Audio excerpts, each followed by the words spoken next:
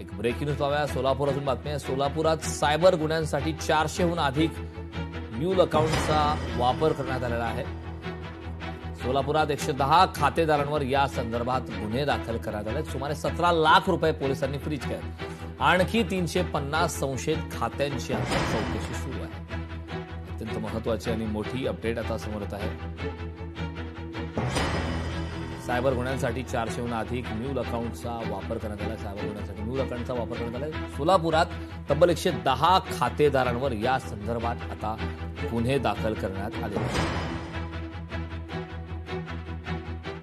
Cyber गुन्हे आणि cyber गुन्हेगारांविरुद्ध जे मोहीम चालू आहे त्या अनुषंगाने आम्हाला महासायबरकडून जवळपास 450 म्यूल अकाउंट्स बद्दल माहिती मिळालं होतं.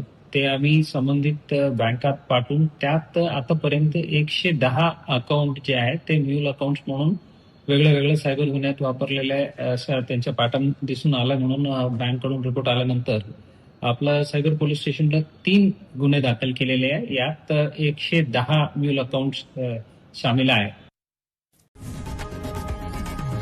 लोकशाही मराठी ऐका, पहा, जागरूक रहा.